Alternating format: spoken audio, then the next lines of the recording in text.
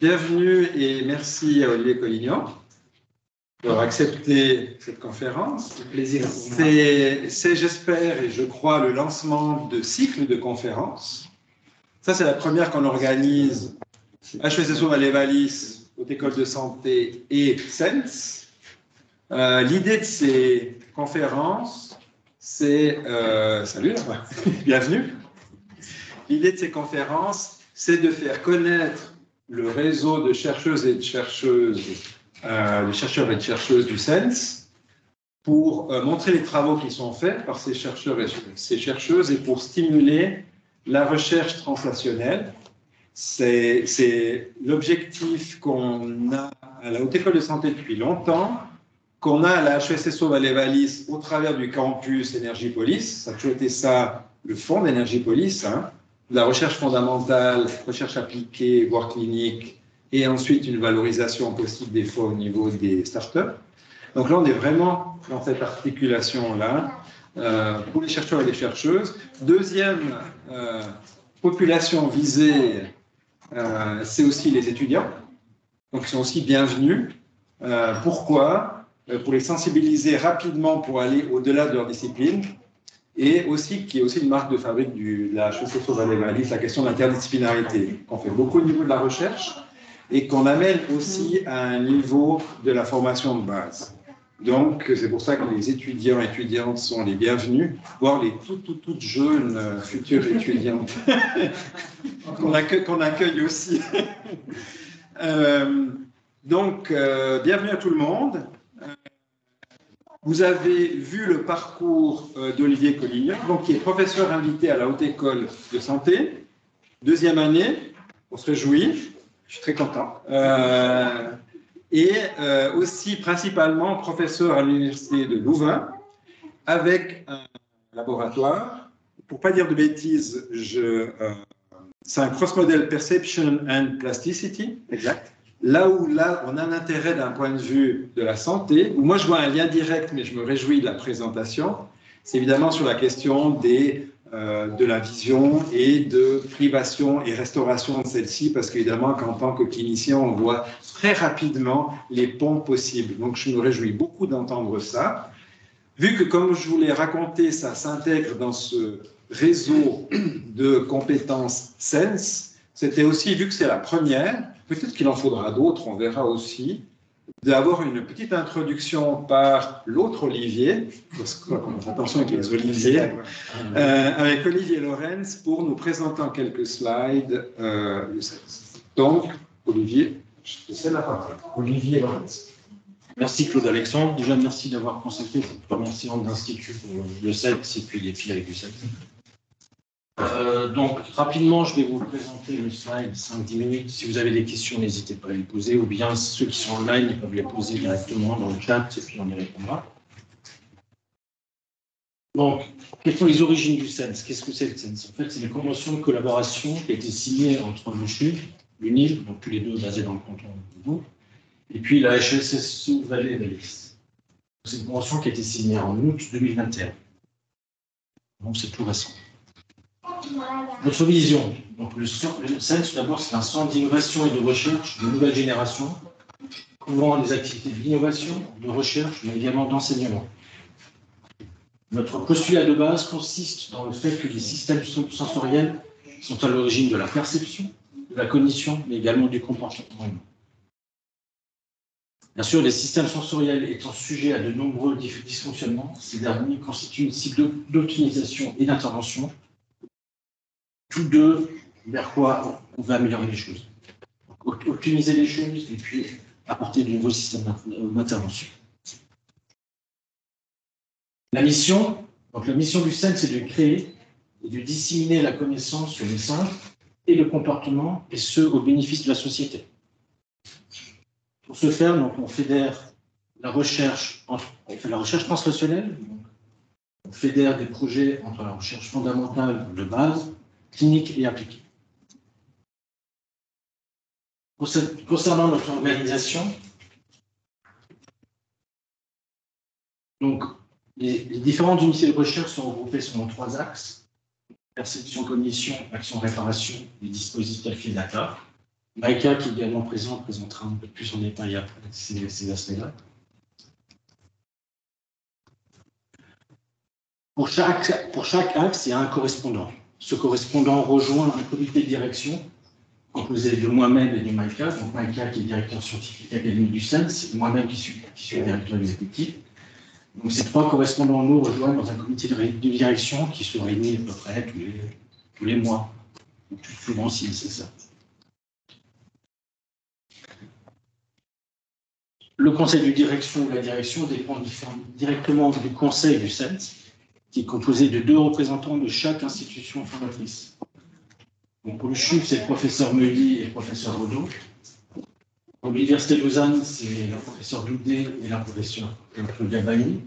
Et pour l'HESS-Vallée, c'est François Sété et puis Alexandre ici présent.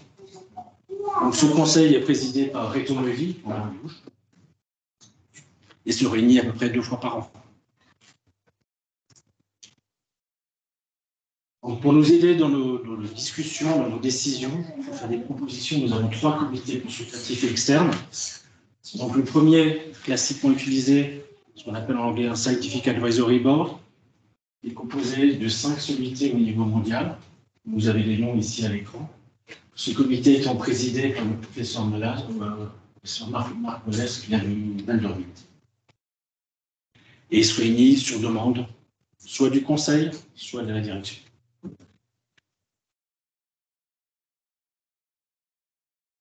Nous avons également un comité consultatif externe relatif à l'innovation, dans lequel sont présentes des institutions suisses majeures, donc institutions vaudoises, donc Innovo, au niveau Valais, donc ZIARC, et au niveau confédération, on va dire, c'est les Swissnex, qui dépend des ambassades et qui représente les activités de recherche et d'innovation à l'étranger.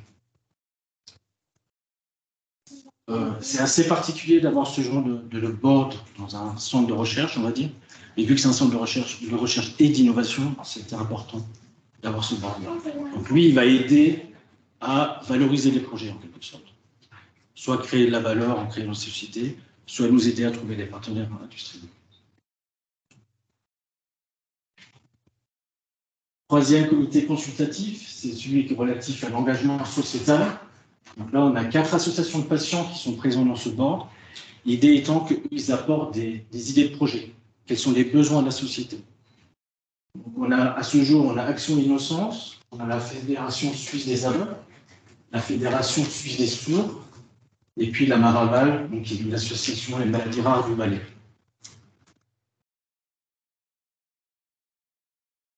Donc, concernant donc, les investigateurs principaux, donc, là, vous avez une photo de tous les investigateurs. On est assez fiers, je pense, d'avoir un équilibre entre hommes et femmes. Donc, on est pile poil à 50%. Ce qui est très bien, je pense. Je pense que là, je vais laisser la parole à Maïka. On va présenter plus en détail les axes et puis les unités. Hein? Ça anime. Ça anime comme notre présentation. Donc, aussi, merci à toi, Alexandre, pour l'introduction et puis l'opportunité de présenter un petit peu le sens. Donc, comme on dit, Lorenz, c'est un peu le challenge, le défi de Olivier dans la même salle, dans la même conférence. Il y a 3 axes pour les unités de recherche organisées en termes de perception et cognition. J'ai tous l'habitude que c'est à gauche, où il y a les domaines différents. Les domaines de recherche, puis dans chaque unité de recherche, on peut avoir un ou plusieurs PI, investigateurs principaux qui font leur recherche. Dans une manière très libre, j'espère. Je vois quelques PI dans la salle, je pense. On fait notre effort de garder la liberté académique. Donc, un domaine est le rêve et le sommeil, le neurodéveloppement, les processus multisensoriels. Il y a Michele Bassolino qui est ici présent et moi-même. Le douleur et l'introception, le sens de soi-même, c'est dirigé par Chantal Bernard-Renala. Pardon, j'ai oublié de mentionner les noms. Pour le sommeil et les rêves, c'est Francesca Citlari qui est à la fois au CHUV et aussi en Amsterdam à l'Institut de neurosciences néerlandais. Pour le neurodéveloppement, c'est Julien Schneider qui est au CHUV aussi dans le département de femmes et enfants. Dans le domaine de Real World Neuroscience, on a aussi Paul Matusch qui est là, qui est dans l'école de santé. Aussi Erica van der Waal qui est primatologue, qui travaille avec les singes. Elle est le seul qui travaille avec les espèces non humaines, dans le sens. Elle travaille avec les singes sauvages en Afrique du Sud, mais aussi avec les êtres humains. Et Antoine Widmer qui est ici à l'HSSO d'Alice. Et puis, dernièrement, dans l'axe de perception et cognition, il y a les sens chimiques, qui est représenté par Sandra Gall. Dans l'axe dispositif des données, il y a la science des données, qui implique Henning Müller, qui est aussi de l'HES, Jean-Paul Cadmonté, qui est aussi à l'HES, dans le domaine de Knowledge Management et Data Streams. Je n'ai aucune idée comment traduire ça en français. Le traitement des flux de données, ou les données dynamiques, et comment vous labeller et mettre les labels sémantiques sur ce type de données. Dans le domaine des appareils, les devices neuraux, il y a à la fois Alina, qui est ici présent, et Benedetta Franceschello, les deux sont employés de l'HSSO. Et puis on espère bientôt de recruter, au moins par le biais de ôter un projet FNS Starting Grant, si on a le succès, un prof dans le domaine de Bio-Inspired Modeling, donc la modélisation des réseaux. Ça peut être les réseaux neuronaux, ça peut être les réseaux aussi des gens, et puis on verra pour les autres domaines. Et dernièrement, dans l'axe action et réparation, il y a plusieurs PI. Dans le domaine de mouvement et biomécanique, il y a Julien Favre du CHUV, Laura Annette, ici présente, qui est directrice de l'école de santé. Dans le domaine de Inclusive Physical Rehabilitation, Olivier, l'autre Olivier, qui va présenter son unité de recherche un petit peu et le type de travail qu'il fait. Dans le domaine de vision et récupération, rétablissement de la vue. Et puis, le CHUV est en train de faire un recrutement pour un professeur en neurologie et implantologie.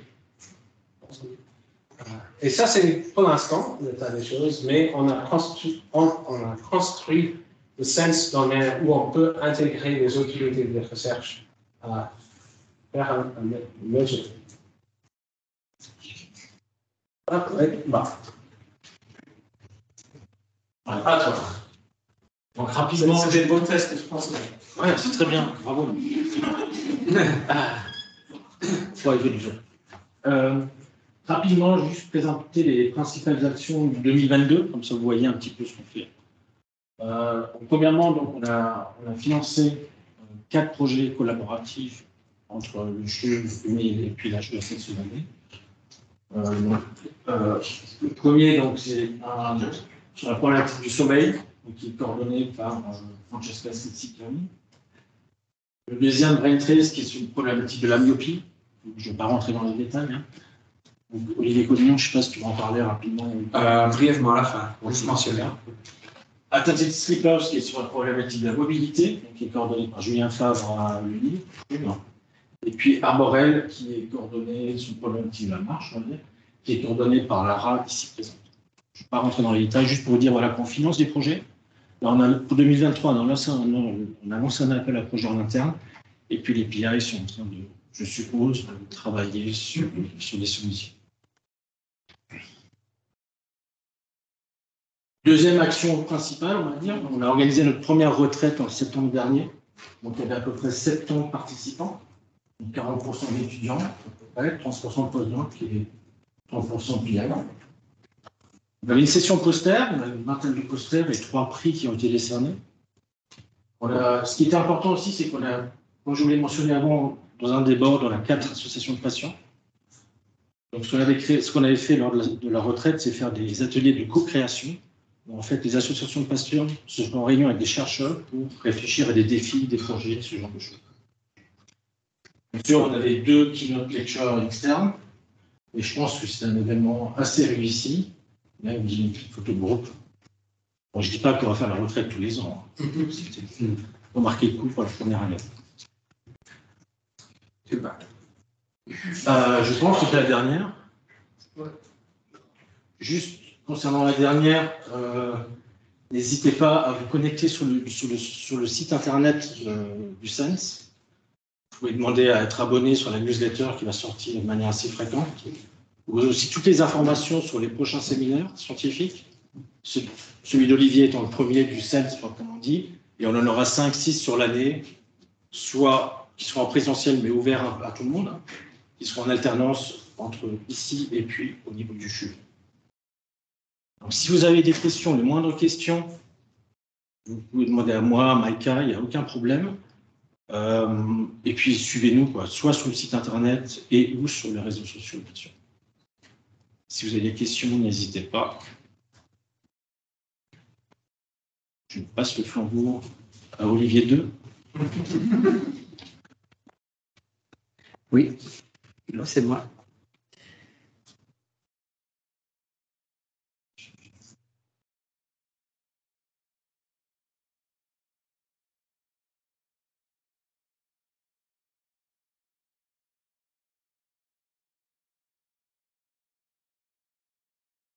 Ok. Je vais me mettre ici, c'est peut-être le plus simple. J'espère que vous voyez bien l'écran.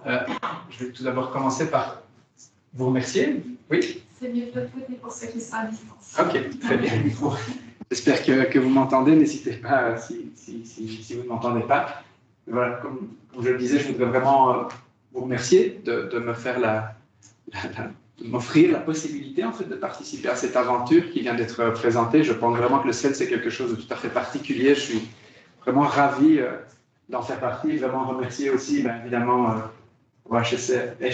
ESSO Valais Wallis, Claude Alexandre et Lara de m'ouvrir la porte finalement ici en Suisse pour que je puisse aussi participer donc, à cette aventure qui est le SENS et le HSO Valais Wallis. Et comme ça a été présenté auparavant, je suis dans un statut de professeur invité à 10% ici, donc 90% de mon temps se passe en Belgique, mais voilà.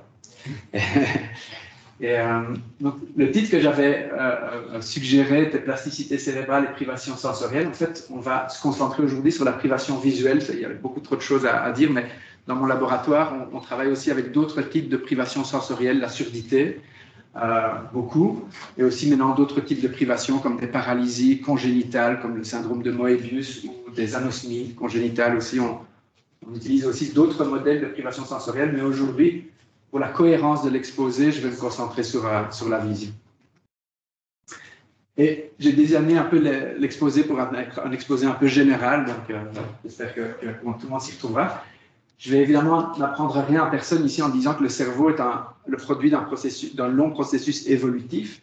Et ce qui est assez intéressant, c'est que quand on arrive chez l'humain, on a une organisation qui est là, qui a été le produit de cette chaîne évolutive, et notamment une division en secteurs sensoriels. Donc, on a des régions spécifiques du cerveau qui s'occupent plus particulièrement de traiter certaines informations sensorielles. Ce qui est intéressant, c'est que si on remonte le plus lointain sur la chaîne de l'évolution, si on va chez nos cousins et nos ancêtres sur la chaîne évolutive, on retrouve cette organisation. Ça semble être un principe intrinsèque de l'organisation d'un système neuronal. C'est de diviser finalement ces ressources biologiques pour traiter les différents sens qu'il possède et donc de traiter les différentes formes d'énergie qu'il capture de notre environnement.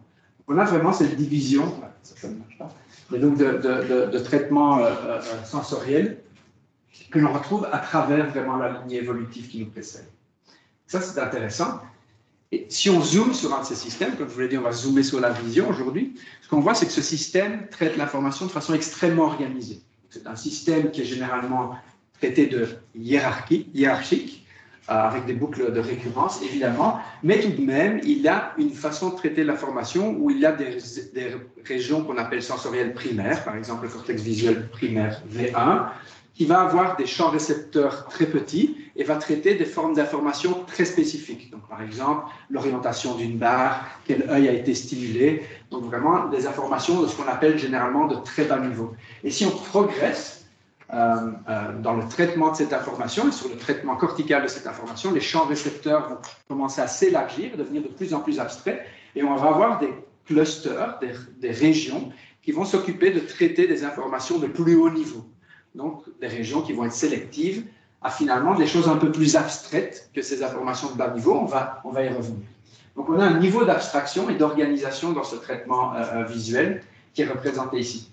Si par exemple, je prends un exemple de l'information de bas niveau, on est ici dans le cortex visuel primaire d'un chat, d'un chaton, à P14, donc le chaton vient d'ouvrir les yeux, il ouvre généralement les yeux 14 jours après la naissance. Et si on fait un mapping de son cortex visuel primaire et qu'on voit quelle région du cerveau préfère tel type d'orientation, ici c'est codé avec les couleurs, donc on voit que si ça préfère cette orientation horizontale, on va avoir préférence avec codé en mauve et ainsi de suite. Et ça, c'est des représentations du cortex visuel primaire. Et ce qu'on voit, c'est que déjà à P14, donc le moment où le chaton ouvre les yeux, il n'a aucune expérience visuelle, on retrouve déjà cette espèce de mosaïque de couleurs. Comme ça, on voit que cette préférence de certains neurones pour certains types d'orientation est déjà là. Évidemment, cette préférence se raffine au cours du temps. Elle va commencer à se raffiner, elle va devenir plus stable avec le temps. Mais ce qui est très intéressant, et ce sur quoi j'insiste ici, c'est qu'elle est déjà là, en absence totale d'expérience visuelle. Il n'y a pas eu de vision du monde extérieur, et pourtant cette organisation est déjà là. Si on remonte un peu sur l'échelle du traitement de l'information, comme je vous disais, on a des régions qui sont sensibles à des catégories un peu plus abstraites, un peu plus de haut niveau. Par exemple, on a des régions qui répondent sélectivement au visage. Peu importe le visage que vous est présenté, vous l'aimez ou vous ne l'aimez pas, cette région va répondre spécifiquement au visage. Vous allez avoir des régions qui vont préférer les places, les scènes de notre environnement. D'autres régions qui vont préférer des objets manipulables, que vous aimez ou pas aussi. Et vous avez d'autres régions, par exemple, qui traitent le mouvement de l'information visuelle. Et donc, vous avez, si vous voulez, des clusters, des régions qui sont sélectives à certains types d'informations. C'est une région spécifique qui va répondre au visage, une autre région qui va répondre aux objets. Ici, j'en nomme quelques-unes, mais il y en a d'autres pour les corps, par exemple, pour les mots écrits, pour les mains, par exemple. Donc, il y a d'autres régions qui sont sélectives à certaines catégories de notre environnement, catégories de notre environnement qui sont extrêmement importantes pour nous, pour agir correctement dans notre monde. Ces régions interagissent les unes avec les autres pour créer une perception unifiée, finalement, de notre environnement visuel. Et ce qui est très intéressant, et je reviens sur un concept que j'ai déjà lancé auparavant, c'est que cette organisation semble être prédisposée génétiquement. Pourquoi est-ce que je dis ça? Premier argument, c'est qu'on la retrouve chez nos cousins, sur l'échelle de l'évolution.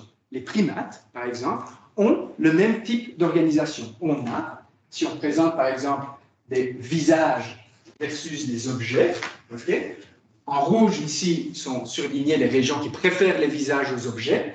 On voit ça chez les humains, ici, et on voit ça chez le primate, chez le singe. Donc on a vraiment, et vous voyez que l'organisation n'est pas exactement similaire, mais elle se ressemble. Donc on a vraiment ici une organisation qui est similaire entre les humains et les primates, par exemple, qui nous précéderaient, on va dire, sur l'échelle de l'évolution. Donc, ça, premier argument pour suggérer que probablement cette organisation, on l'hérite, finalement. Deuxième argument pour dire qu'elle est héréditaire, qu'elle est là, ancrée dans notre génome, c'est qu'elle est extrêmement stable à travers les individus.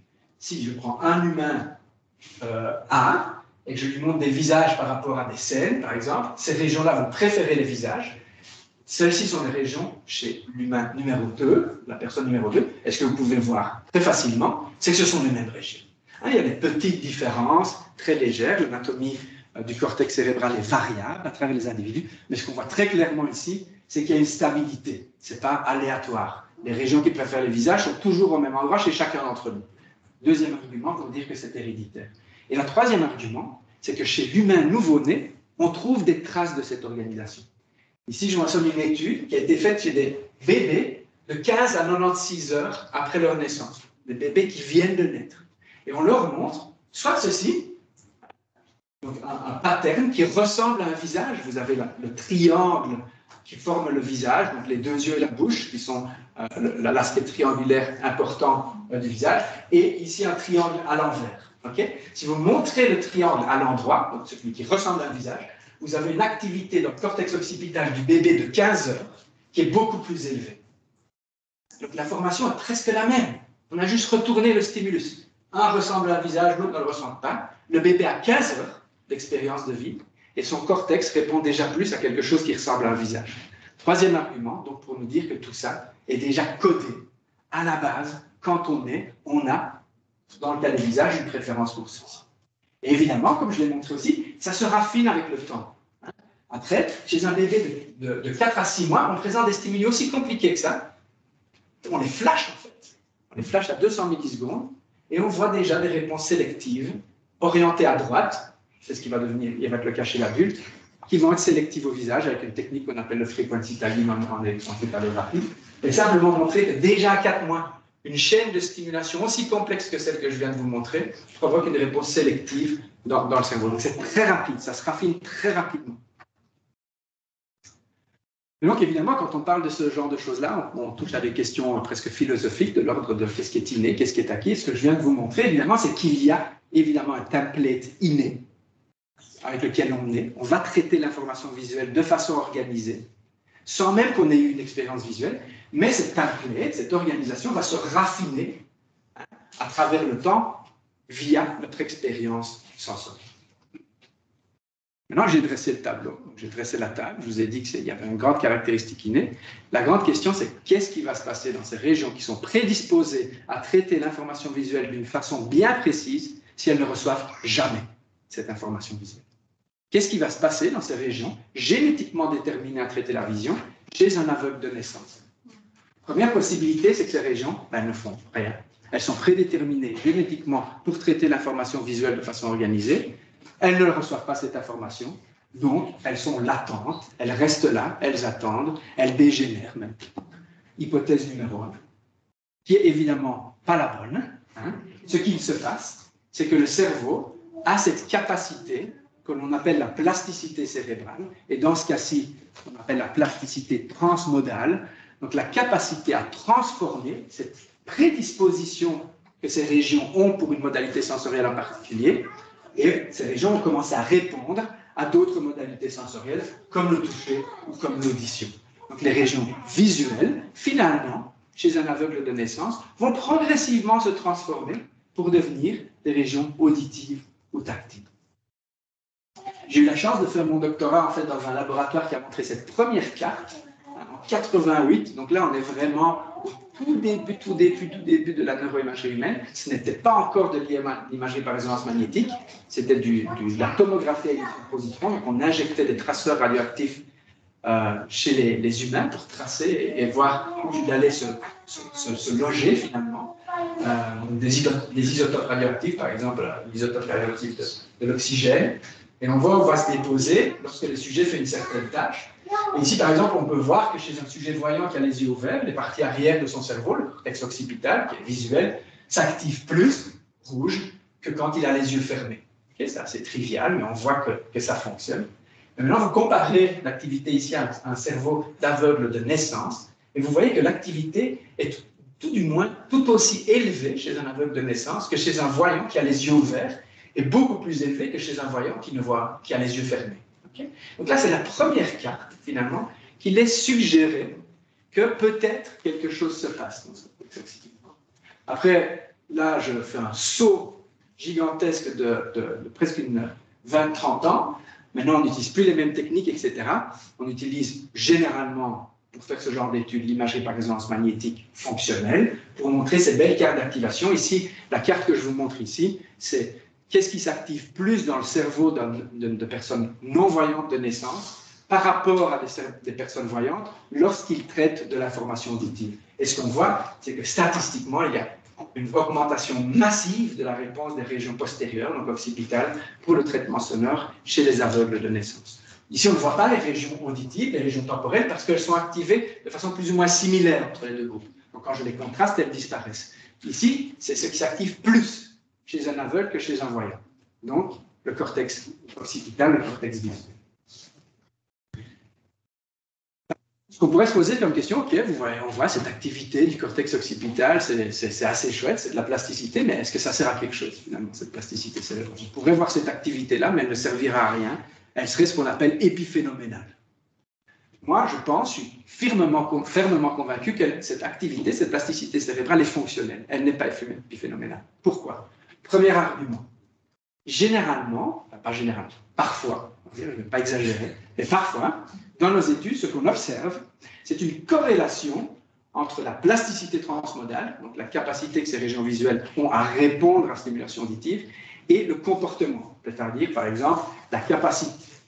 Donc cette étude, par exemple, ce qu'elle montre, c'est que plus l'aveugle active son cortex occipital pour traiter des sons, meilleur il est à discriminer ces sons. Ici, c'était dans une tâche de localisation auditive, où généralement les aveugles sont meilleurs, dans certaines conditions, et ce qu'on voit, c'est que plus l'aveugle active son cortex occipital, donc plus il a de plasticité, meilleur il est à localiser les sons.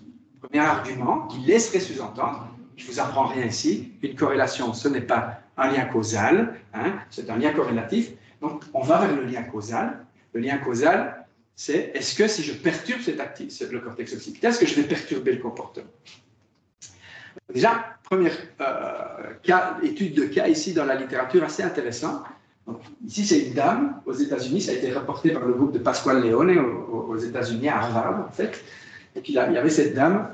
La petite histoire de cette dame, c'est qu'elle est aveugle de naissance et son métier, c'est de corriger la lecture des livres traduits en braille. Donc, c'est une lectrice braille de super niveau. Okay? Donc, elle est correctrice en braille, elle lit le braille à 8 doigts. Les aveugles qui lisent très rapidement lisent quasi aussi vite que vous avec vos yeux. Et ils utilisent leurs 8 doigts de la main, c'est assez fascinant à voir. Si vous n'avez jamais vu, tapez ça dans YouTube, c'est vraiment fascinant. Donc, elle fait partie de ces grands lecteurs braille. Et malheureusement pour elle, elle fait un accident vasculaire cérébral.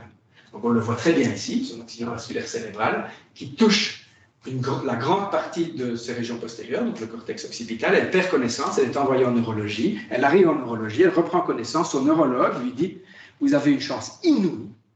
Vous avez fait un accident vasculaire cérébral massif, mais dans vos régions visuelles, et vous êtes aveugle de naissance. Okay? Donc, coup de bol, hein, pour vous, c'est tombé là-bas. » Évidemment, ce n'est pas ce qui s'est passé. Après cet accident vasculaire cérébral, cette personne a développé une alexie pour le braille. Elle n'était plus capable de lire le braille, montrant très bien que les régions occipitales chez cette personne supportaient le traitement de la formation tactile. Okay?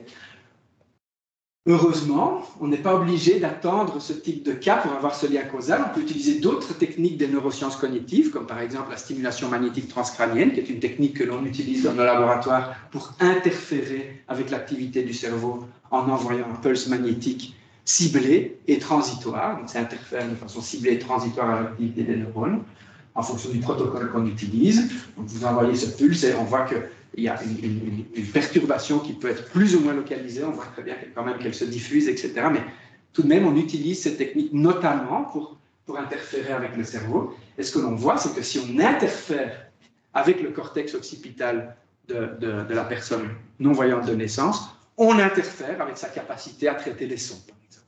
Ici, dans une tâche qu'on a fait lorsque j'étais à Montréal, on voyait que l'interférence avec une région précise du cortex occipital interférait spécifiquement avec la localisation auditive des sons chez les aveugles de naissance. Encore une fois, suggérant ce lien causal. Et ce qui était assez intéressant dans cette étude, qui est une des premières études en 2007 à montrer ce genre de phénomène-là, c'est qu'on a ciblé une région en particulier de la voie, ce qu'on appelle dorsale, du cortex occipital, donc qui sont des régions normalement impliquées dans le traitement visuospatial. Et ce qu'on a vu, c'est que ça interférait sélectivement avec la localisation des sons, et pas, par exemple, avec leur discrimination de hauteur tonale ou d'intensité. Donc, comme s'il y avait un peu une correspondance, cette région, normalement, elle est visuospatiale, et elle devient auditivo-spatiale chez l'aveugle. Et ça, c'est mon troisième argument. Mon troisième argument, et c'est ce sur quoi probablement j'ai le plus travaillé dans mon laboratoire ces 10 dernières années, c'est pour montrer, avec d'autres groupes à travers le monde, mais que cette plasticité cérébrale est effectivement organisée. Qu'est-ce que je veux dire par organisée? J'ai commencé l'exposé en disant qu'il y avait des régions du cortex occipital qui s'occupaient de certaines catégories. On va voir que ces régions, chez l'aveugle de naissance, continuent à s'occuper de ces mêmes catégories, même si il transfère ce traitement à d'autres modalités sensorielles. Par exemple, ici, on sait que dans le système visuel, chez une personne voyante, quand je vous montre ces deux panneaux-ci, regardez ces deux panneaux-ci, on voit que dans un panneau, il y a des points qui bougent de façon cohérente, et dans un autre panneau, des points qui bougent de façon non cohérente. Je vais le remettre pour ceux qui n'ont pas vu. Hop. cohérent et non cohérent. Quand on contraste l'activité du cerveau lorsqu'une personne regarde ces deux types d'informations, on a une région bien précise qu'on appelle V5 ou HLT plus V5 qui s'active plus quand le mouvement est cohérent que quand le mouvement n'est pas cohérent. Okay? Donc c'est une région clé pour le traitement de la direction du mouvement dans le cerveau humain. Ce qu'on voulait voir, c'est qu'est-ce que devient ces régions chez les personnes aveugles congénitales, avec notre idée, vous m'avez sans doute anticipé de ce que je viens de dire, qu'elles pourraient potentiellement participer au traitement des sons en mouvement, plus de l'information visuelle. Pour reproduire cette étude-là, on utilise un système qu'on a développé dans le laboratoire, ici, un système DAX où on a ici 64 haut-parleurs qui peuvent tourner. On met des microphones dans les oreilles des participants, on enregistre des sons en mouvement qu'on produit devant eux, et on rejoue ces sons finalement lorsqu'ils sont dans le scanner. Pourquoi est-ce qu'on fait ça? C'est la seule façon de créer une sensation d'externalisation ou de localisation auditive vivide, si on veut vraiment que ça reproduise un peu ce qu'on expérimente dans la vie de tous les jours, qui est évidemment pas possible dans un scanner. On ne peut pas mettre des haut-parleurs pour des raisons évidentes. Donc on utilise ce type de manipulation. Ici, on fait l'expérience chez un voyant en vision et en audition. On regarde quelles sont les régions qui sont sélectives au mouvement visuel, par exemple, en orange, et auditif, en bleu. Et on regarde chez un aveugle, et on voit que les régions qui répondent au mouvement auditif chez l'aveugle se superposent finalement aux régions qui traitent le mouvement visuel chez le voyant. Donc la région du mouvement, elle reste une région du mouvement chez l'aveugle de naissance. Elle juste transfère son traitement de l'information vers une autre modalité sensorielle. En fait, je n'ai pas le temps de rentrer dans les détails, mais on pense qu'elle l'étend. Cette capacité est déjà là chez la personne voyante. Elle est étendue finalement chez la personne non-voyante. Mais ici, je vais plus insister sur les aspects de plasticité. Donc, vraiment le fait que vous voyez cette superposition entre la région qui est normalement visuelle du mouvement chez le voyant et auditive du mouvement chez l'aveugle de naissance. D'autres groupes, comme je vous le disais, il y a vraiment beaucoup de gens ont participé à ça. Mike a aussi des travaux là-dessus. Un groupe bien célèbre dans notre domaine, c'est celui de Amir Hamedi, qui a montré par exemple que la région qui est spécifiquement dédiée à la lecture visuelle des mots orthographiques devient sélective à la lecture braille chez les aveugles, qui lisent avec leurs doigts. Encore une fois, une modalité et une façon totalement différente de traiter de l'information, mais qui est la même information. C'est de l'information linguistique, c'est la même région qui s'occupe de ça. Finalement, peu importe qu'on le voit si on est voyant ou qu'on le touche si on est aveugle de naissance et qu'on y le voit. Ça, c'est une étude qu'on a fait récemment dans mon laboratoire que je pense a bien fonctionné, on va dire. On a présenté plusieurs types de catégories auditives, des sons d'animaux, des sons d'humains, des vocalisations, des sons d'outils, par exemple le son d'un marteau, et des sons de paysage, par exemple le vent qui passe dans les arbres, etc. Quand on regarde ce qui se passe chez un voyant en vision, on a une carte d'activation, et comme je vous le disais, on a des régions qui préfèrent certaines catégories. On a des régions qui préfèrent les maisons, des régions qui préfèrent les visages, etc., en vision. Ça, c'est l'organisation typique, telle qu'on la connaît en neurosciences visuelles. Maintenant, si on regarde ce qui se passe quand on présente des sons de ces catégories-là, chez une personne voyante, déjà, de façon étonnante, chez une personne voyante, ce qu'on voit, c'est que ce n'est pas aléatoire. Même si on présente des sons et pas de la vision, on a une organisation qui n'est pas parfaitement similaire, mais vous pouvez déjà voir à l'œil nu qu'elle est tout de même ressemblante. En fait, si on corrèle ces cartes, on voit qu'il y a une corrélation qui est tout à fait significative. Mais généralement, l'argument est, oui, mais quand tu entends un son d'un chien qui aboie, tu le visualises dans ta tête, et c'est pour ça que tu as en fait une correspondance entre quand tu le vois et quand tu l'entends. C'est simplement parce que tu utilises de l'imagerie visuelle. Okay? Ça ne peut évidemment pas être le cas chez l'aveugle congénital qui n'a jamais eu de vision. Et quoi qu'il en soit, par ailleurs, quoi qu'il en soit, la corrélation est plus importante entre cette organisation chez l'aveugle de naissance et chez le voyant en vision, par rapport au voyant en audition. Donc là, ici, encore une fois, suggérer que cette organisation en catégories, finalement, peut se retrouver indépendamment de la vision. Ce qui est important, finalement, c'est pas que le système visuel soit visuel, c'est que le système visuel soit organisé pour traiter certains types d'informations. Et s'il ne reçoit pas de la vision, même s'il est prédisposé pour ça, il va continuer à s'organiser comme il a été prédisposé. En fait, ici, c'est un peu ici, on utilise des méthodes de machine learning. Je ne savais pas s'il allait y avoir des gens du data aussi ici, mais non, je ne vais pas du tout dans le détail des techniques qu'on utilise, le type de traitement comme vous voyez, c'est assez superficiel, ma façon d'en parler. Mais évidemment, pour vous montrer ces cartes-là, etc., il y a du traitement d'image qui est voilà, plus ou moins sophistiqué. Donc, parmi les techniques qu'on utilise, on utilise des techniques aussi de machine learning, du decoding, où on va décoder, par exemple, certaines catégories les unes par rapport aux autres. Est-ce que l'algorithme, en fonction du pattern d'activité évoqué dans le cerveau, peut reconnaître, prédire que ce qui a été présenté, c'est une voix ou c'est un chien, etc. Et ce qu'on voit, c'est que oui, il sait le prédire, la chance étant à 50%, si on a une classification binaire, on voit que chez l'aveugle, chez le voyant en vision, pardon, on a évidemment un taux de décodage qui est très élevé, donc on peut évidemment décoder les catégories visuelles en vision dans le cortex visuel d'un voyant, évidemment, sinon ça ne marcherait pas. Mais ce qu'on voit, c'est que c'est aussi au-dessus de la chance, chez l'aveugle de naissance, et même un peu chez le voyant, en fait, quand il traite des sons, même si chez le voyant, cette déviance par rapport à la chance est moindre par rapport au sujet aveugle de naissance. Donc on voit que ce décoding est plus. Ce qui est plus intéressant, plus que l'aspect quantitatif, c'est l'aspect qualitatif. Qu'est-ce que j'entends par là? C'est qu'on peut juste transformer ce vecteur de décoding en une matrice de dissimilarité entre certaines catégories. Okay, donc on va juste transformer finalement ces vecteurs de décoding en matrice de dissimilarité. On va voir quelles sont les stimulations qui sont présentées plus proches ou plus lointaines dans le cerveau, avec le présupposé que si la classification est difficile, c'est que le cerveau le représente de façon similaire. Si la classification est facile, c'est que le cerveau le représente de façon très différente. Et on voit qu'il y a des catégories qui sont plus similaires que d'autres, en fonction du couleur. C'est très intéressant, c'est que le pattern, si vous le regardez visuellement, est similaire en vision chez le voyant et en audition chez l'aveugle de naissance. Encore une fois, ce n'est pas juste que le cortex occipital répond et puisse décoder des sons, c'est qu'il le fait avec une organisation de façon qui est tout à fait similaire à celle que l'on retrouve en vision chez le voyant. Et ça, c'est vraiment fascinant. Ça, c'est un peu de la statistique.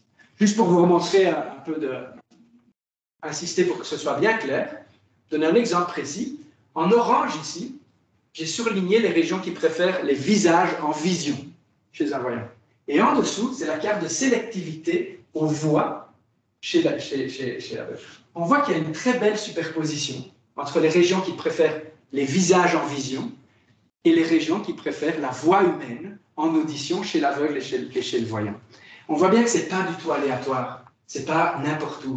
C'est la même région qui s'occupe des visages et des voix. Pourquoi? Mais parce que les deux servent à reconnaître l'identité de l'individu, son expression émotionnelle, peut-être sa dominance ou pas par rapport à nous. Toutes les informations que l'on extrait d'un visage peuvent être extraites d'une voix. La fonction est la même, donc la fonction est partagée.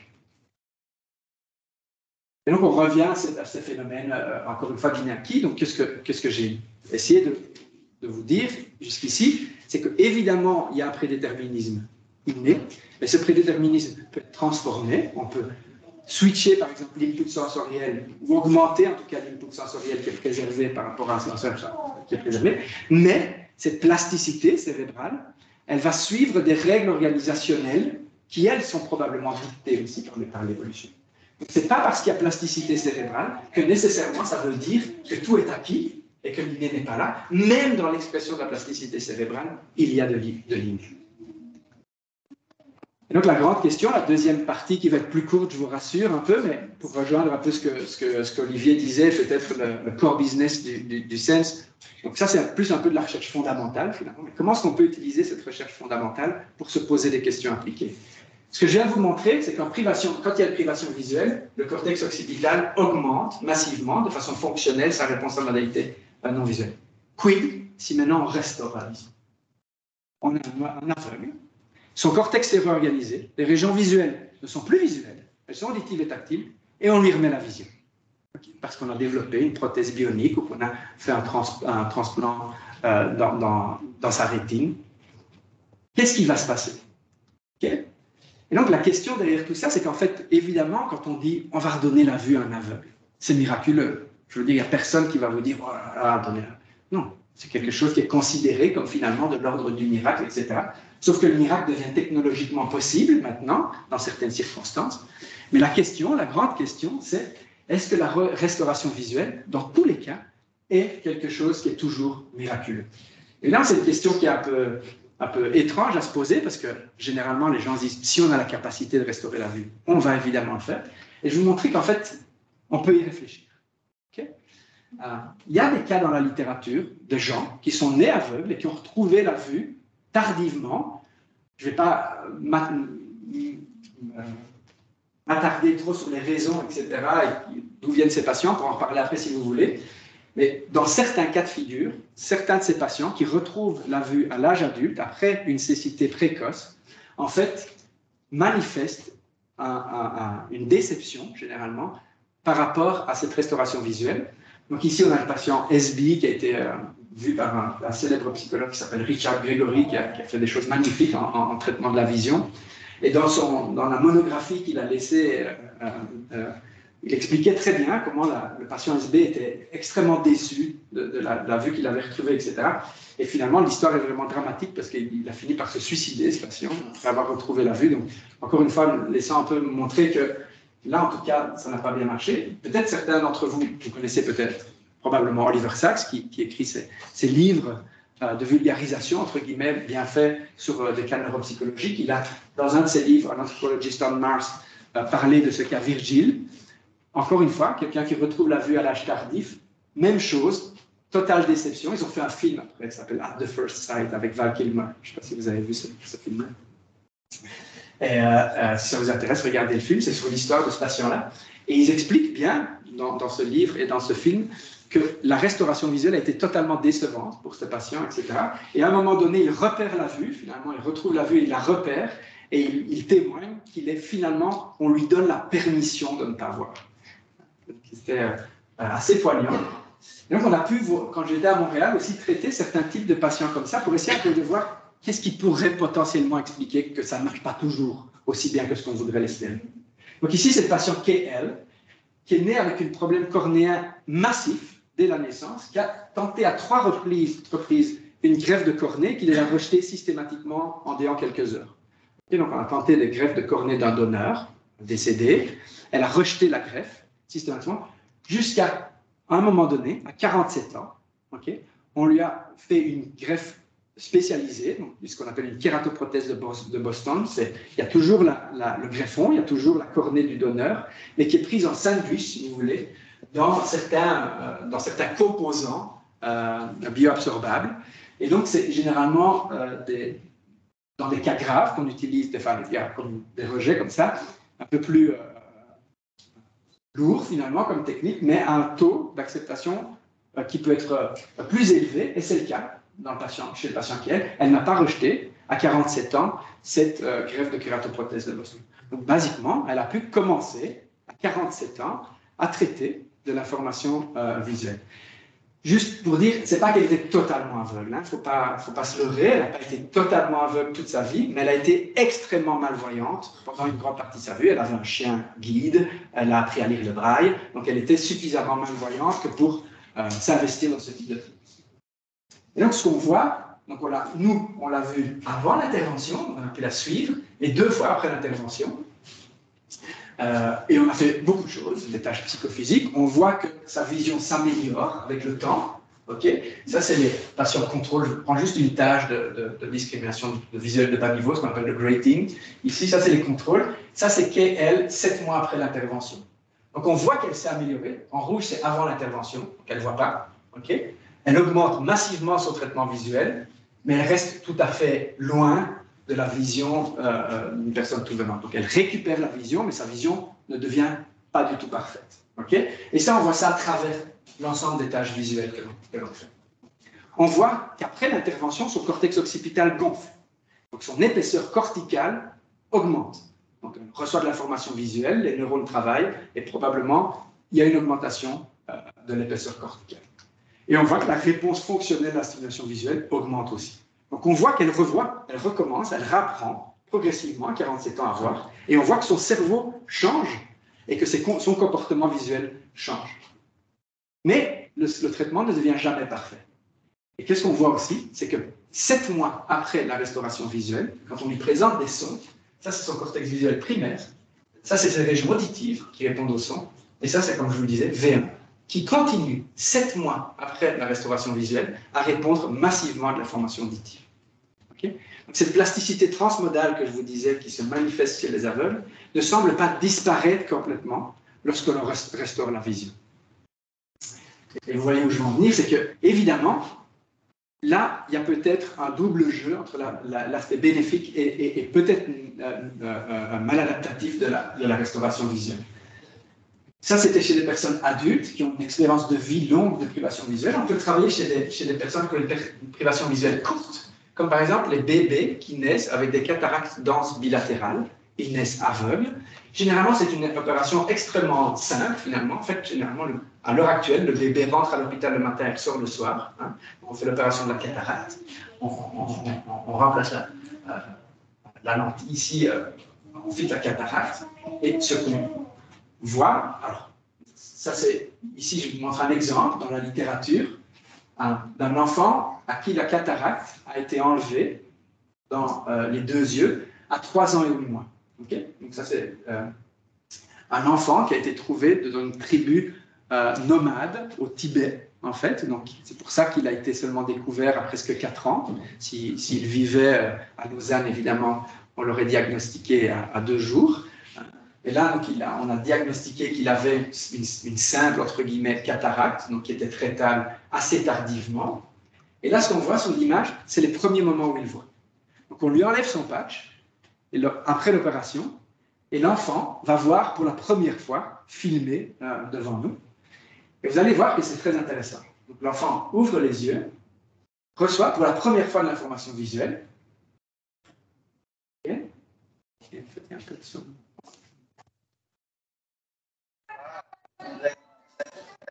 Donc là, on lui présente, ça, vous lui présentez ça, non, on fait ça là, elle va le regarder. Okay? Elle va orienter son regard vers la forme visuelle colorée qui vous regardez sur terre. En fait, ce qu'on voit, c'est que l'enfant s'oriente par rapport aux voix. Il oriente son attention par rapport aux voix qui l'entourent. Ouais. Et donc, là, ce qu'on voit très bien, c'est que la vision n'est pas immédiate chez cet enfant. Il va devoir apprendre, finalement, à voir. Peut-être, encore une fois, parce qu'il y a 4 ans où son cerveau s'est réorganisé. Un autre exemple, fait par le groupe de Zohari, Ehud Zohari, en Éthiopie, voilà. Donc là, ce qu'on voit, en fait, je vais revenir au début, on demande à cet enfant qui retrouve la vie à 9 ans, okay, à 8 ans, pardon, il retrouve la vie à 8 ans, on le teste à 9 ans, 8 mois après la restauration. Et on lui demande de pointer quelle est la stimulation visuelle déviante. Et là, on voit qu'il n'a pas de problème. Boum, il pointe. Okay, boum, il pointe.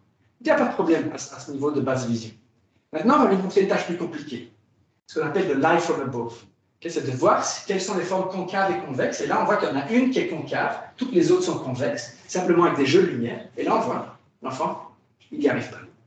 Okay, il ne voit pas ce qui nous saute aux yeux, hein, qu'il y en a un qui est déviant, soit concave ou convexe, en fonction de l'orientation de la lumière, okay, sur cette forme. Ça nous saute aux yeux, et lui, il ne le voit pas. Si on revient vers une tâche de couleur ou de contraste, pas de problème.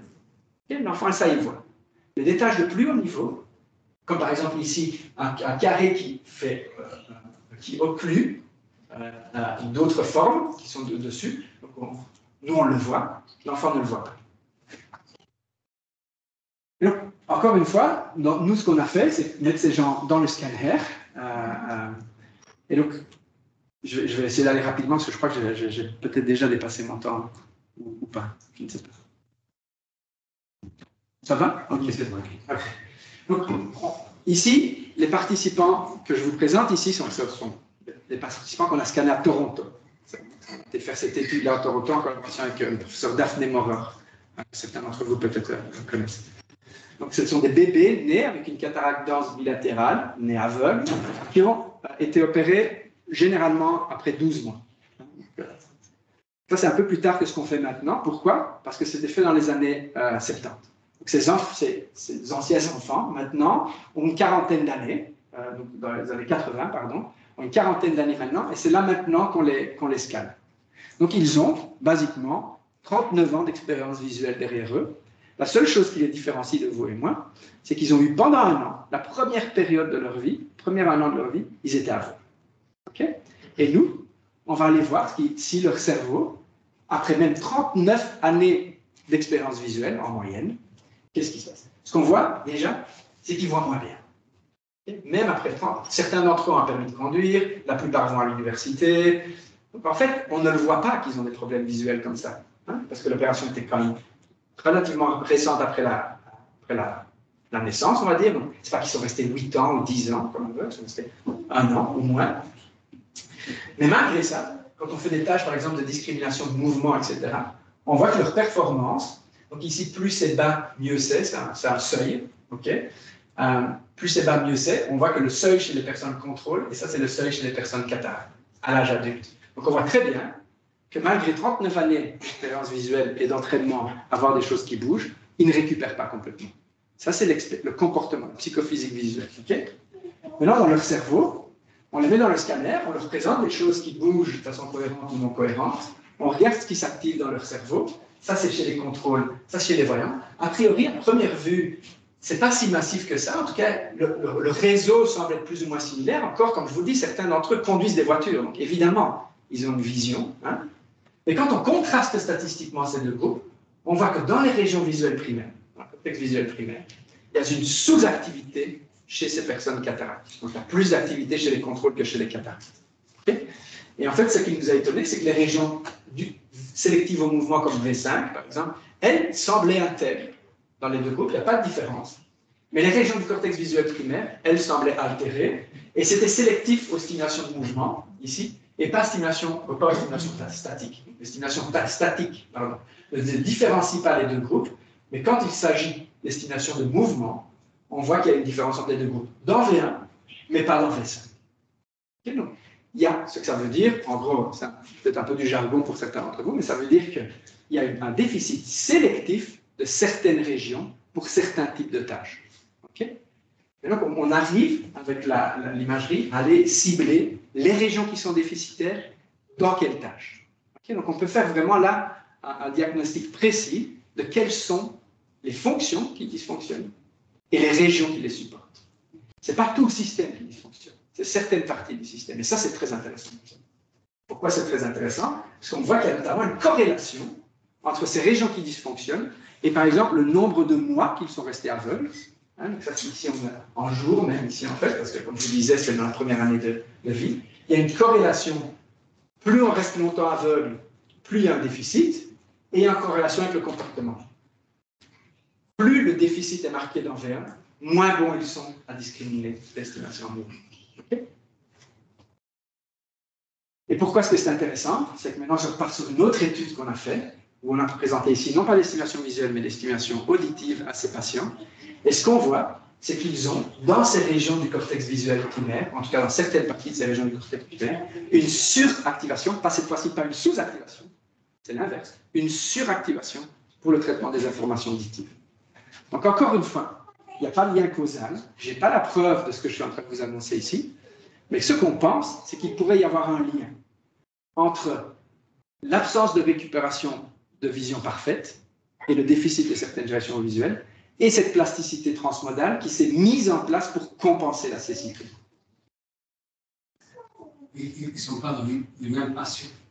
Alors, une partie sont les mêmes, et alors ça, c'est ça qui est dommage, c'est que l'étude avec l'autre, bon, tu sais comment ça va, c'est parfois, idéalement, si on revenait en arrière, on ferait les choses un peu différemment. Il y a une partie des patients qui sont les mêmes, mais surtout, on les a scannés à plus de 5 ans d'intervalle dans les deux études. Donc, c'est très difficile de corréler les deux. On a essayé, mais je pense qu'on a 6 data points, avec une différence de 6 ans entre les deux scans. Ce n'étaient pas les mêmes scanners, etc. Donc, on n'a pas trouvé la preuve de ça.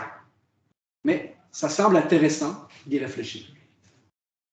Et donc, encore une fois, l'idée ici, c'est qu'il y a une plasticité cérébrale qui, évidemment, est adaptative. Elle est là pour compenser le déficit de privation sensorielle. Okay? Mais cette capacité cérébrale, cette plasticité cérébrale, elle n'est pas systématiquement maladaptative pour restaurer la modalité sensorielle, mais en tout cas, il me semble important de commencer à réfléchir à comment elle peut interagir et potentiellement interférer, pas toujours. Peut-être elle peut être utilisée comme un levier aussi à certains moments. Hein? Ce n'est pas juste qu'elle interfère. Mais en tout cas, ce que je propose, en tout cas ici, c'est que c'est important d'y réfléchir. on voit évidemment avec ses yeux, mais pas uniquement avec ses yeux, on voit avec son cerveau se réorganise, et donc du coup, il va falloir réfléchir à tout ça. C'est aussi quelque chose qui est important et important maintenant. Pourquoi est-ce que c'est important maintenant? Ça, c'est la carte des groupes dans le monde. Ça, c'est une carte qui a été faite il y a 3 ans. Elle n'est même plus à jour, cette carte-là. Des groupes qui travaillent sur la restauration visuelle. Olivier, numéro 1, connaît très bien cette thématique-là, étant lui-même, ayant été impliqué avant le CENS à Paris, à l'Institut de la Vision, dans ce type de travaux, on va dire. On voit vraiment qu'il y a une courbe exponentielle du nombre de personnes qui travaillent sur des techniques de restauration sensorielle. Okay? Donc évidemment, ces gens, généralement, travaillent sur l'aspect œil, okay? Réparation de l'œil. Moi, ce que je suis en train de dire, c'est qu'en plus de ces travaux-là qui sont fondamentaux, il faut travailler sur le cerveau. Okay? Si vous ne travaillez pas sur le cerveau, si vous n'essayez pas de comprendre comment le cerveau traite l'information visuelle, on ne va pas aller bien loin. Parmi les perspectives, comme ça je vais finir juste en quelques minutes, moi j'ai beaucoup parlé aujourd'hui des gens qui étaient un peu dans cette zone-là. J'ai parlé un peu à la fin de personnes plus jeunes, des enfants, etc. Bien qu'en fait finalement ils étaient aveugles à la naissance, mais on les scannait quand même comme des adultes. Et finalement, on arrive un peu après la guerre. On arrive un peu après que tout soit déjà fait, etc. C'est très difficile chez une personne de 40-50 ans qui a 50 années d'expérience adaptative ou maladaptative de traitement visuel ou auditif, de transformer ce système-là. Évidemment, si on arrive à remonter dans le temps et travailler là où le cerveau est le plus plastique, c'est-à-dire au début de la vie, c'est là évidemment qu'on va avoir un impact le plus important. Et on développe des techniques, en fait, qui permettent ça. Notamment, ça c'est mon fils, c'est Andrea. Okay? Ici, il est chez moi, dans mon bureau. On a un petit EEG qu'on a à la maison. À 2,5 mois, ce qu'on fait, c'est qu'on lui présente des sons. Vous allez les entendre, le petit ici.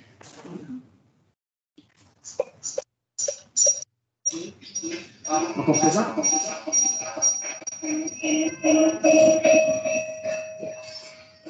Bon, on va faire ça.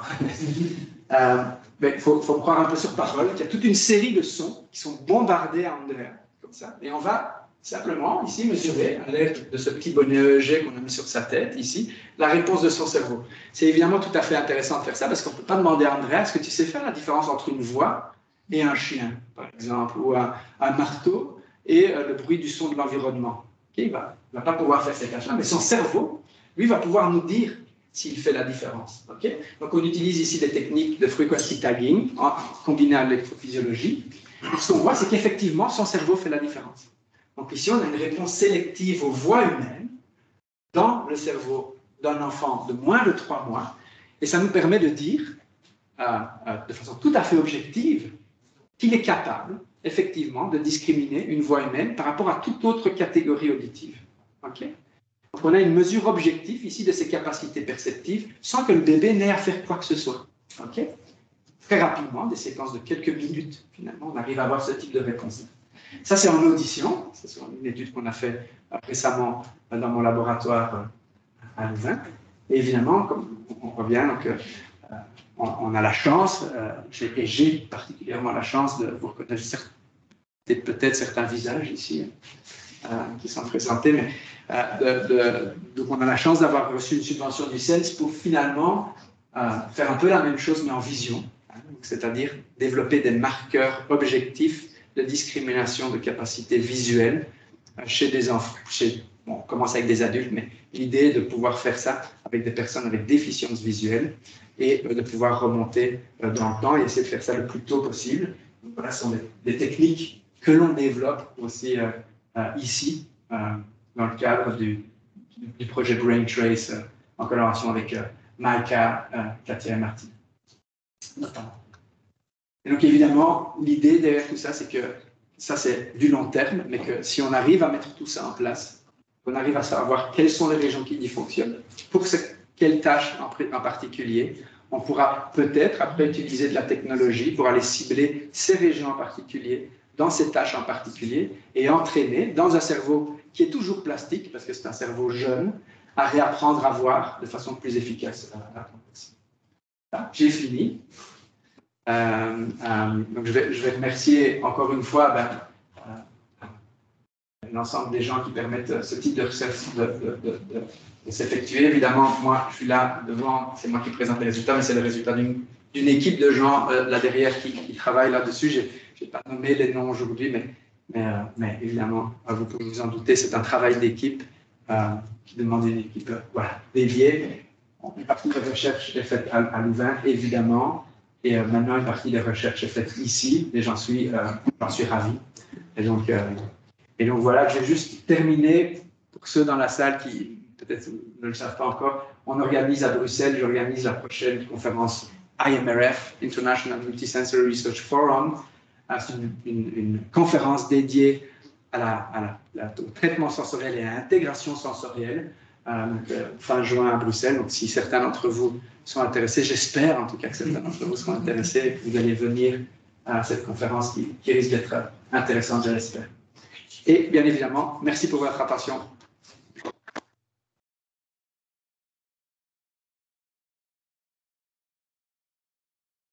Questions dans la salle ou à distance? Merci beaucoup pour la présentation super intéressante pour moi. C'est relativement nouveau ce domaine. J'ai plusieurs des questions, mais j'ai choisi de... Alors, le premier déjà, ici, vous avez expliqué comment ça se passe pour les personnes qui ont perdu le mécanisme dans les yeux, transférer l'information au cerveau. Mais qu'est-ce qui se passe avec les personnes qui ont perdu en partie de cerveau? Et évidemment, cette plasticité, elle va avoir une direction inverse. C'est les parties auditives et tactiles qui vont reprendre la partie vision. C'est ça? Ça, c'est un peu aussi lié à notre demi-question. Est-ce que quand il y a cette plasticité et en partie de cerveau auditif responsable de détection des mouvements se reproduisent dans le cortex visuel, est-ce que ça veut dire que c'est le volume qui remonte ou c'est juste remplacé? Alors, comment ça se passe? Voilà. Si on a moins de cerveau, est-ce que ça veut dire qu'on va avoir moins de fonctions ou quand même les parties auditives ils vont augmenter en volume? Ce sont deux très bonnes questions. Donc, la première question, je vais les séparer. La première question, c'est qu'est-ce qui se passe si la cécité, par exemple, est d'origine corticale? C'est-à-dire qu'on a un AVC ou un accident, peu importe, on a une altération du cortex occipital. Qu'est-ce qui se passe dans ce cas-là? Évidemment, c'est totalement différent de ce que j'ai présenté. Moi, ce que je vous ai présenté, c'est des gens qui avaient des déficits aux yeux et qui avaient un cerveau intact. Vous mentionnez, ce sont des gens qui ont des yeux intacts, mais un cerveau déficient. Dans ce cas-là, il y a aussi des mécanismes de plasticité. Donc, par exemple, dans le cas de cortical visual impairment, suite à des lésions dans certaines parties du cortex occipital, ce qu'on va voir, c'est que les parties adjacentes, notamment, vont commencer à essayer de compenser un peu.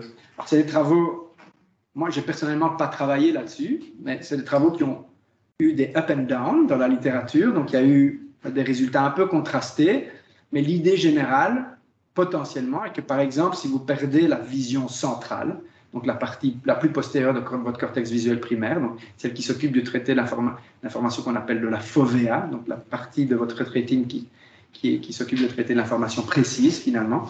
Si cette partie-là est altérée, le traitement de cette partie-là pourrait être transféré vers des... Ah, c'est pas un détecteur de bêtises. Heureusement, ça sauverait des fautes. Oui, c'est ça, ça marche. Et donc, la partie qui s'occupe de la périphérie pourrait finalement compenser et commencer à répondre à ces parties centrales, etc. Et donc, il pourrait y avoir des jeux de compensation à l'intérieur du système visuel. Par exemple, un autre mécanisme de compensation assez connu, ce sont via les voies sous-corticales. Donc, on a un traitement cortical, une voie afférente qui est massive, qui représente plus de 90% de nos informations visuelles, c'est-à-dire l'œil, le thalamus, et dans le thalamus, le corps genouillé latéral, et du corps genouillé latéral, les radiations optiques qui vont vers V1. Ça, c'est là 90% de l'information emprunte cette voie-là. Mais il y a des voies parallèles. Des voies parallèles, notamment des connexions directes entre la rétine, par exemple, et le pulvinar. Et le pulvinar projette vers des régions du cortex visuel qui sont de plus haut niveau, comme par exemple MT, la région V5, où on a aussi des connexions directes entre le corps jaunier latéral et ce genre de régions-là, comme les régions MT. Donc des connexions qui bypassent, si vous voulez, le cortex visuel primaire. Ces informations-là, chez une personne voyante, elles servent à quelque chose. On ne sait pas exactement quels sont leurs rôles. Mais ce qui est assez intéressant, c'est justement de voir chez les gens qui perdent leur cortex visuel primaire, parce qu'ils ont une lésion du cortex visuel primaire, ce qu'on voit, c'est que cette route-là commence à compenser. Donc, on a des comportements de blind sight, généralement, chez ces gens-là. Donc, c'est-à-dire qu'ils arrivent à détecter des cibles visuelles, par exemple, à dire si une information bouge vers la gauche ou vers la droite, par exemple, sans en avoir conscience. Donc, on leur demande, dites-moi si les points bougent vers la gauche ou vers la droite. Eux sont aveugles, ils n'ont pas de cortex visuel primaire, vous répondent, qu'est-ce que tu me demandes? Je suis aveugle, devinez, et ils devinent 9 fois sur 10 la bonne direction de mouvement. Donc, on voit qu'il y a ces mécanismes de compensation qui peuvent être mis en place, soit en transférant certaines capacités à des régions adjacentes. Là, je parlais des régions adjacentes du système visuel, ça pourrait être des régions adjacentes du système auditif, mais ça, à ma connaissance, ça n'a pas encore vraiment été montré, c'est intéressant. Ou des régions d'autres routes, comme des traitements cortico-corticales. La deuxième question que vous m'avez posée, je vais essayer de m'en rappeler, c'était... c'est ça, voilà. Oui, exact. Alors, ça, c'est tous des travaux qu'on fait aussi dans mon laboratoire, ça. Donc, on a plusieurs articles qui semblent suggérer ce que je vais vous dire. C'est qu'on s'est longtemps aussi posé cette question. C'est-à-dire, maintenant, on voit, il y a le cortex auditif, il est toujours là. Il répond, évidemment, le cortex auditif à des stimulations auditives chez le voyant. Et en plus de ça, on a le cortex occipital. Donc, on a un volume d'activation qui est massivement plus élevé. Et c'est même un peu incroyable, en fait, le niveau d'augmentation d'activité, finalement, qu'il y a chez l'aveugle. Donc, ça nous a laissé souvent un peu en question. Et ce que l'on semble montrer maintenant, c'est qu'il y a un jeu de balance. Donc, ce qu'on pense, et ça reste encore, c'est des travaux tout à fait récents, donc il faut encore travailler là-dessus. Mais nous, en tout cas, dans mon laboratoire, ce qu'on pense, c'est que l'augmentation du cortex occipital pour le traitement sonore chez l'aveugle de naissance induit une diminution de l'implication du cortex temporal. Comme s'il y avait un peu une décharge de la responsabilité du traitement auditif qui était impliqué au système temporal. Fonctionnellement, c'est-à-dire quelles sont les conséquences de la vie de tous les jours dans leur traitement des sons, etc., je ne sais pas. Mais en tout cas, au niveau du cerveau, au niveau neuronal, ce que l'on voit, c'est ce jeu de balance. Donc ça, pour ça, on utilise justement des techniques de décoding, de machine learning, où on va décoder, par exemple, la direction du mouvement. Et on voit qu'on a un décodage qui est augmenté dans V5 et diminué dans le planum temporale, qui est la région qui normalement s'occupe de faire ça pour le traitement auditif. Ça c'est deux études sur des participants différents semblent montrer ça. Voilà, on commence un peu à être convaincu de cette idée-là. Merci. De rien, plaisir. Question. D'abord, merci pour la présentation. Très bien. Il y a une question qui m'est venue durant la présentation. Donc, en vieillissant, la plasticité cérébrale diminue. Je suis d'accord avec ça. Mais est-ce qu'on pourrait imaginer à l'avenir, et je ne sais pas si c'est déjà fait, de pouvoir restimuler cette plasticité chez les personnes qui deviennent vieillissantes et de la restimulation, ça existe parce que c'est déjà pensé. Oui, il y a des gens qui travaillent là-dessus. Oui, il y a des gens qui travaillent là-dessus. Donc, c'est une avenue de recherche. Donc il y a ça correspond un peu à la notion de période sensible ou période critique dans le développement cérébral. Donc, c'est-à-dire qu'à un moment donné, on a une fenêtre d'opportunité pour déterminer le système à traiter de l'information d'une certaine façon, etc. Et une fois qu'on a dépassé cette fenêtre d'opportunité, finalement, ça va être très difficile de changer les choses, de revenir en arrière. Donc, cette fameuse période sensible ou période critique, en fonction de comment on est hardcore sur ce concept-là. Moi, je préfère parler de période sensible, parce qu'elle reste ouverte toute la vie, selon moi, que de période critique qui est suggérée que c'est on ou off.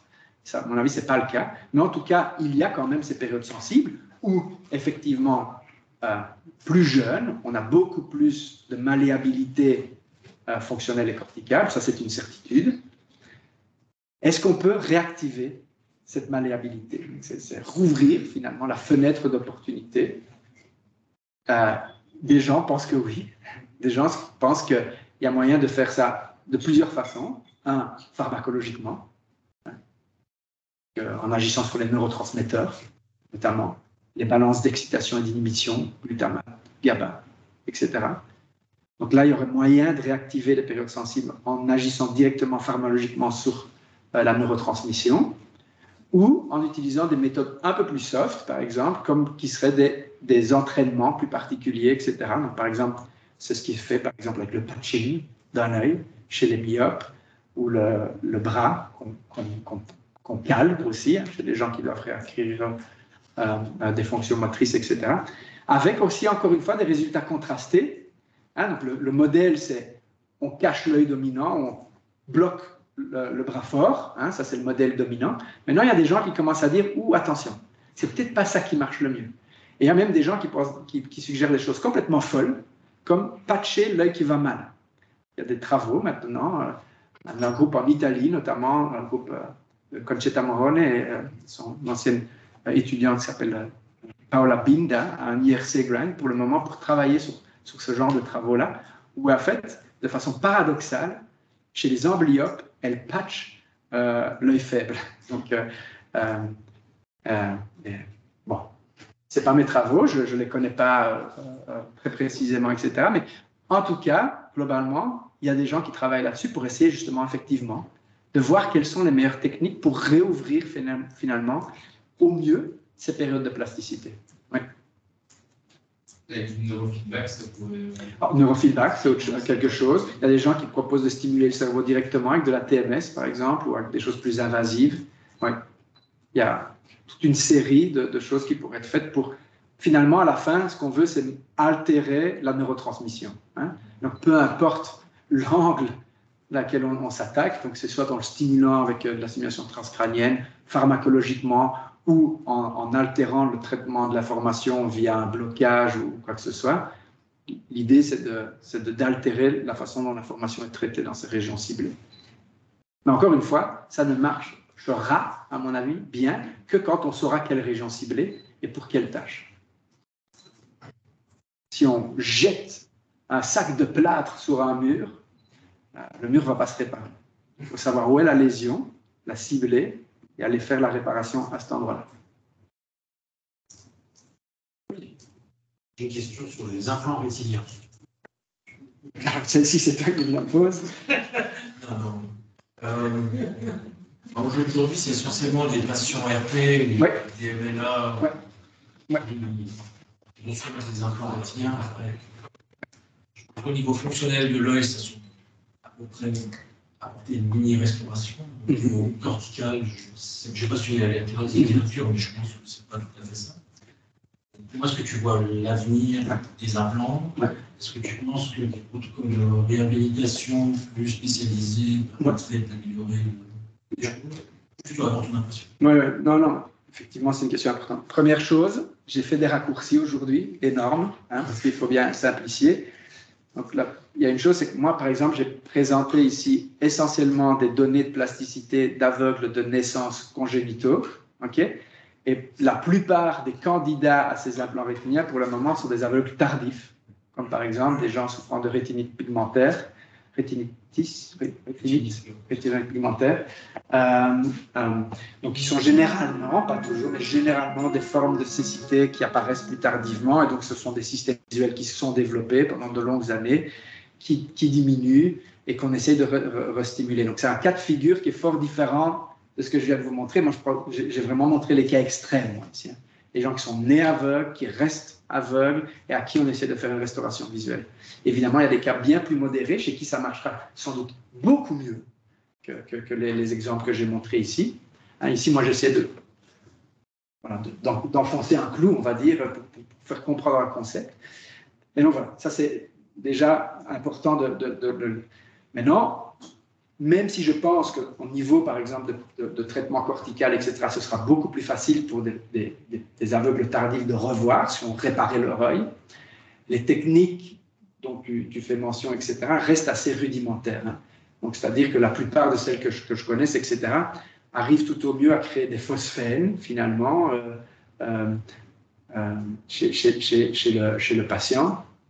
Et donc, on est quand même assez loin d'une vision fonctionnelle, etc. Donc déjà là, il y a des limitations. Au niveau cortical, c'est des travaux très difficiles parce que généralement, s'ils ont un implant, etc., c'est difficile de les mettre dans un scanner, etc. Il y a eu quelques tentatives qui ont été faites avec l'Argus, donc la fameuse Argus qui a eu la FDA, etc., qui a aussi c'est up and down, hein, évidemment, l'Argus, qui était en Suisse, hein, ou elle est toujours en Suisse, je ne sais plus. Mais voilà, on voit clairement qu'il y a eu un hype, et puis c'est retombé parce que les patients n'en bénéficiaient pas suffisamment pour que ce soit valide. Alors pourquoi? La question, c'est qu'est-ce qu'on pourrait faire, etc. Il faut travailler, à mon avis, encore une fois, et c'est pour ça que c'est chouette d'être avec des gens ici comme ça, mais ça ne sera que multidisciplinaire. Il faut des gens qui travaillent sur l'œil, il faut des ophtalmologues, il faut des ingénieurs qui travaillent sur le traitement de signal, parce que ce sera impossible, selon moi, en tout cas à l'heure actuelle, de traiter l'information visuelle telle qu'on la reçoit.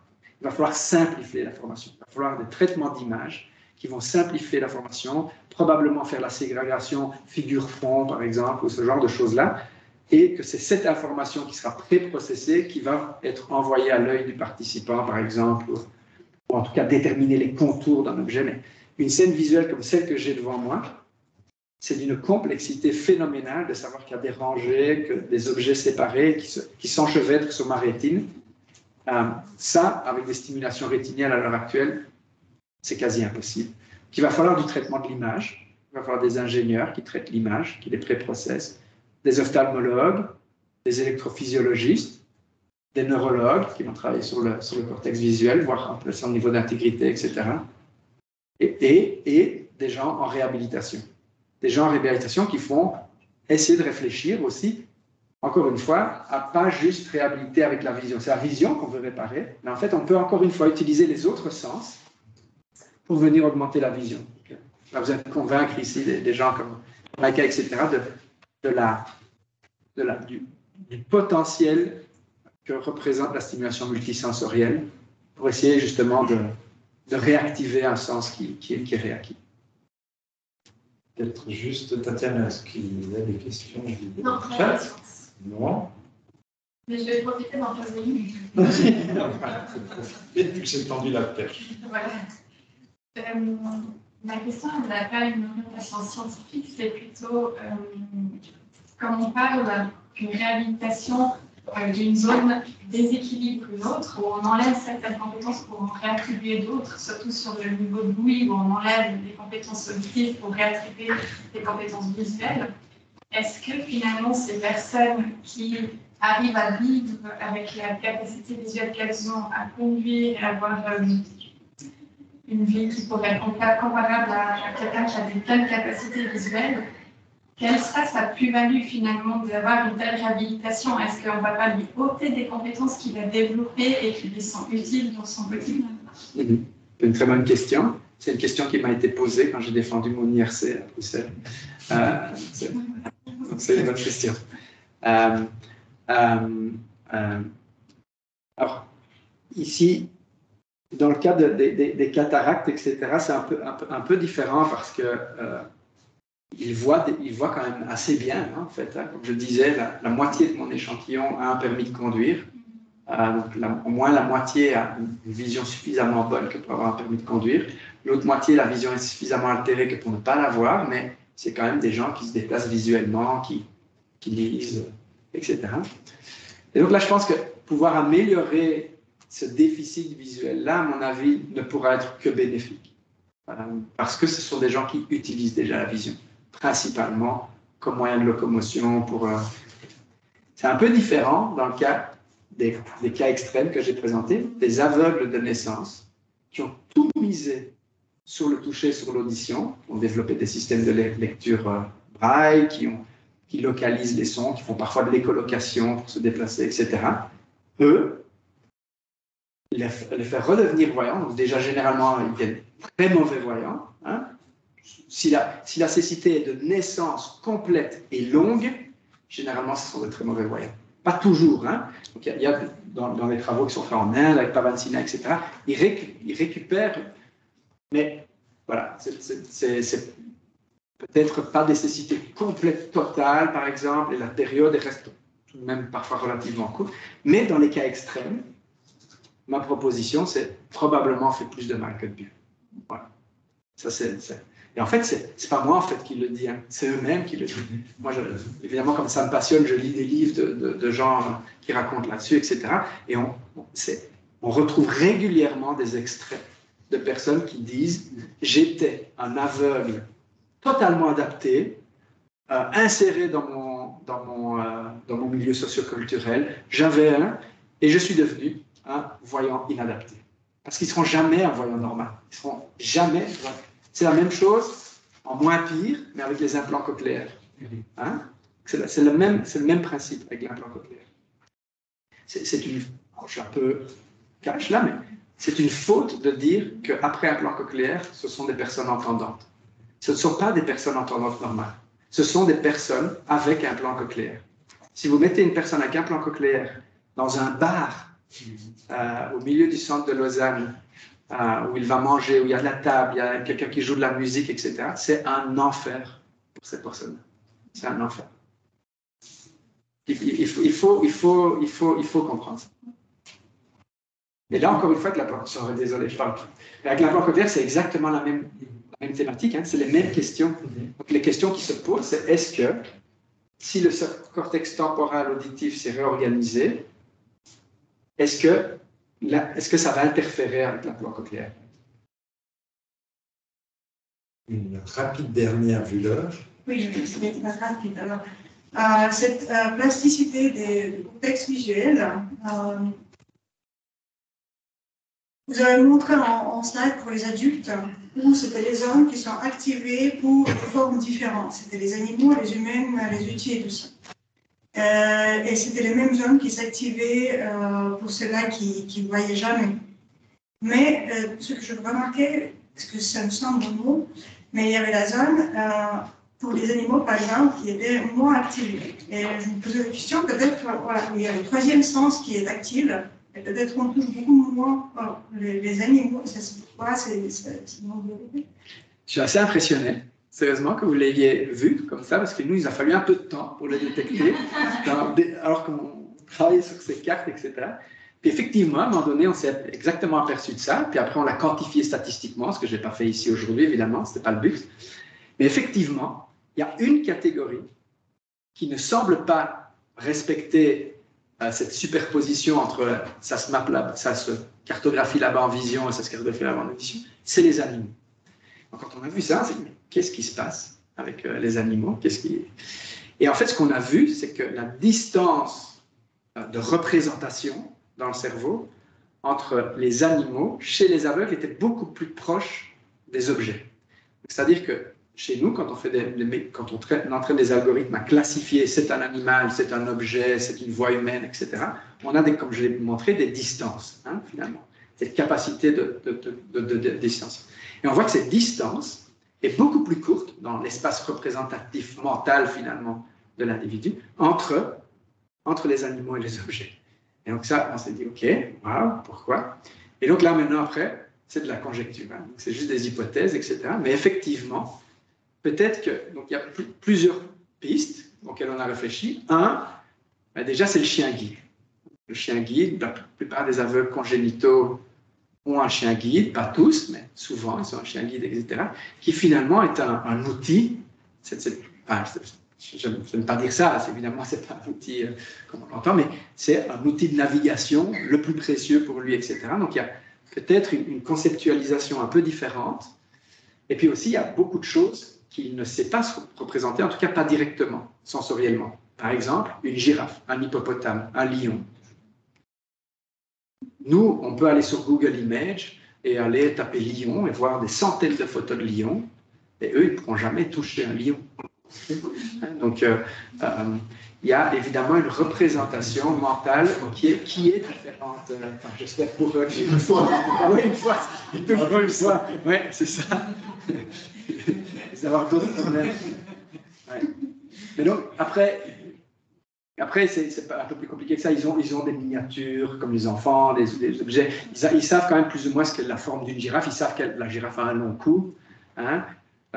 Mais tout de même, la représentation est moins précise, évidemment. Qu'un marteau, ça, ils peuvent toucher un marteau, ils peuvent manipuler un marteau, ils peuvent manipuler un ordinateur.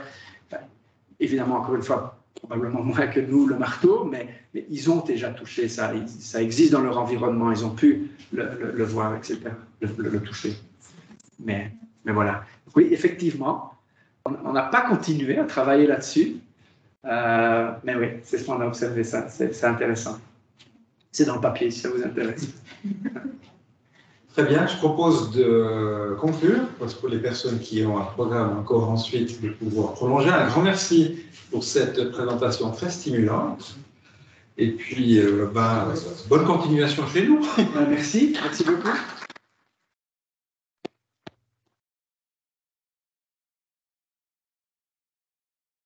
Bon ski. Ça, c'était la bonne semaine.